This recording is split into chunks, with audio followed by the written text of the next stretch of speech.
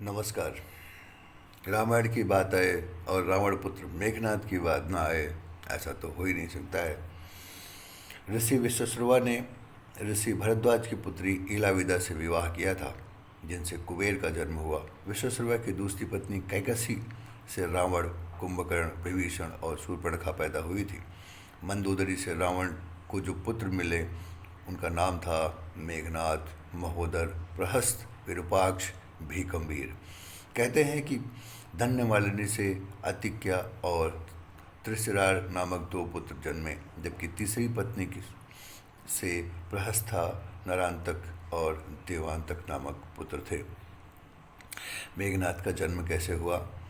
मेघनाद रावण और मंदोदरी का सबसे ज्येष्ठ पुत्र था, क्योंकि रावण एक बहुत बड़ा ज्योतिष भी था, जिसे एक ऐसा पुत्र चाहिए था जो कि महाबलशाली और महाप्रतापी हो।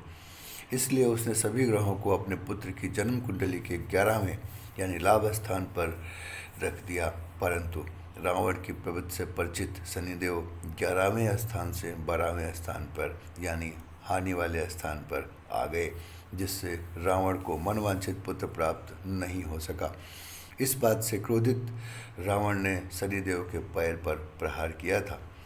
वाल्मीकि द्वारा रचित रामायण के अनुसार जब मेघनाद का जन्म हुआ तो वो सामान्य शिशुओं की तरह नहीं रोया था, बल्कि उसके मुंह से बिजली की कड़कने की आवाज़ सुनाई दी थी। यही कारण था कि रावण ने अपने इस पुत्र का नाम मेघनाद रखा था। मेघनाद का परिवार। मेघनाद की पत्नी का नाम सुलोचना और पुत्र का नाम अक्षय कुमार था। हनुमान जी ने अक्षय कुमार का अशोक वाटिका में वध कर दिया था। कहते हैं कि इसकी एक और पत्नी भी थी, जिसका नाम था नागकर्ण, जो पाताल के राजा शेषनाग की पुत्री थी। स्वर्ग विजयी मेघनाद। मेघनाद अपने पिता की तरह स्वर्ग विजयी था। उसने इंद्र को पराजित किया था। इंद्र को परास्त करने के कारण ही ब्रह्मा जी ने इसका नाम इंद्रजीत रखा था। मेघनाद का मूल नाम घननाद था, लेकिन इंद्र को हराने के बाद इसे इंद्रजीत, वासवजीत, शक्रजीत इंद्र कहा गया। ब्रह्मा जी का वरदान। बंधक इंद्र को छुड़ाने के लिए जब ब्रह्मा जी ने आज्ञा दी तो मेघनाद ने इंद्र को बंधन मुक्त कर दिया था। इस पर ब्रह्मा जी ने कहा था वर मांगो। तब मेघनाद ने अमरता का वर मांगा, लेकिन ब्रह्मा जी ने कहा कि वह देने में संभव नहीं है, लेकिन उन्होंने इसके समान ही वर जरूर दिया।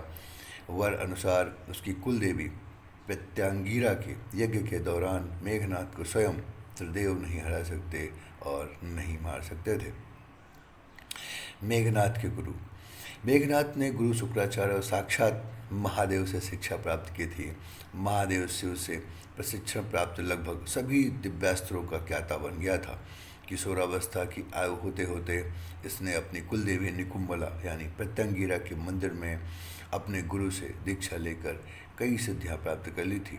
जब मेघनाद युवावस्था में पहुंचा तो उसने कठिन तपस्या के बल पर संसार के 3 सबसे घातक अस्त्र ब्रह्मास्त्र, पाशुपतास्त्र और वैष्णवास्त्र प्राप्त कर लिए थे। अति महारथी योद्धा।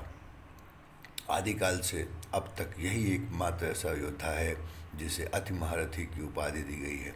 इसका नाम उन योद्धाओं में लिया जाता है जो ब्रह्मांड अस्त्र, वैष्णवास्त्र तथा पाशुपात अस्त्र के धारक कहे जाते हैं। इसने अपने गुरु शुक्राचार्य के सानिध्य में रहकर तथा त्रिदोमों द्वारा कई अस्त्र शस्त्र एकत्र किए थे। स्वर्ग में देवताओं को हराकर उनके अस्त्र शस्त्र पर भी अधिकार कर लिया था। पितृभक्त मेघनाद। मेघनाद पितृभक्त पुत्र था। उसे ये पता था कि राम स्वयं भगवान हैं, फिर भी उसने पिता का साथ नहीं छोड़ा। जब उनकी माँ मंदोदरी ने उसे ये कहा कि इंसान मुक्ति की तरफ अकेले जाता है, तब उसने कहा था कि पिता को ठुकरा कर अगर मोक्ष या स्वर्ग भी मिले तो मैं ठुकरा दूंगा। मृत्यु का कारण। अपने विशिष्ट रथ पर अत्यधिक निर्भरता, अगस्त द्वारा बनाए गए कुछ नए दिव्यास्त्रों जैसे सूर्यास्त्र, इंद्रास्त्र आदि से अनभिज्ञता, जो उसकी पराजय और मृत्यु का कारण बनी। मेघनाद का वध। कुंभकर्ण के वध के बाद मेघनाद युद्ध में उतरा। पहले दिन के युद्ध में उसने सुग्रीव की पूरी सेना को हिला के रख दिया। राम और लक्ष्मण भी उसकी मायावी शक्ति के सामने बेबस हो चले थे, क्योंकि उसने अपनी कुलदेवी का यज्ञ प्रारंभ करके ही युद्ध घोष किया था। जिसके प्रभाव से उसका रथ अदृश्य हो जाता था। मौका पाकर उसने राम और लक्ष्मण पर नागपाश का प्रयोग किया था और दोनों को मूर्छित कर दिया। नागपाश से मूर्छित व्यक्ति अगले दिन का सूरज नहीं देख सकता था। तब हनुमान जी तुरंत गरुड़ भगवान के पास गए, उन्हें लेकर आए। गरुड़ को देख नाग भयभीत हो गए तथा उन्होंने राम तथा लक्ष्मण को मुक्त कर दिया। तब उनकी मूर्छा छूटी। अगले दिन मेघनाथ ने अपने शक्ति बाण से लक्ष्मण जी को मूर्छित कर दिया था। तब लक्ष्मण के प्राण को बचाने के लिए हनुमान जी लंका से सुषेण वैद्य को उठा लाए। वैद्य ने हनुमान को उपाय बताते हुए संजीवनी बूटी लाने के लिए कहा। उस संजीवनी बूटी से ही लक्ष्मण जी की मूर्छा टूटी थी।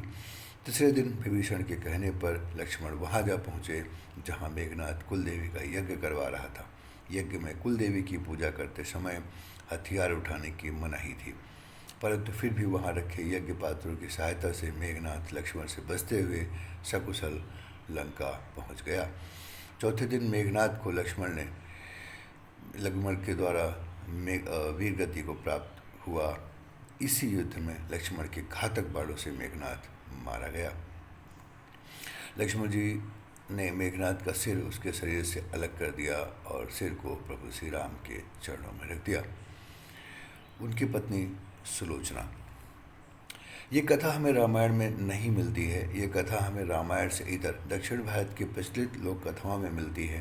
कहते हैं कि एक किंवदंती है इसमें सच्चाई नहीं है, लेकिन रामायण अनुसार प्रभु श्री राम ने मेघनाथ का शव अपने दूतों के साथ या दूतों के हाथ रावण के दूतों को सौंप दिया था। श्री राम मेघनाथ की मृत्यु की सूचना मेघनाथ की पत्नी सुलोचना को देना चाहते थे। उन्होंने मेघनाथ की एक भुजा को बाण के द्वारा मेघनाथ के महल में पहुंचा दिया था। वो भुजा जब मेघनाथ की पत्नी सुलोचना ने देखी तो उसे विश्वास नहीं हुआ कि उसके पति की मृत्यु हो चुकी है। तब कटे हाथ ने लिखकर लक्ष्मण जी का कुलगान किया था।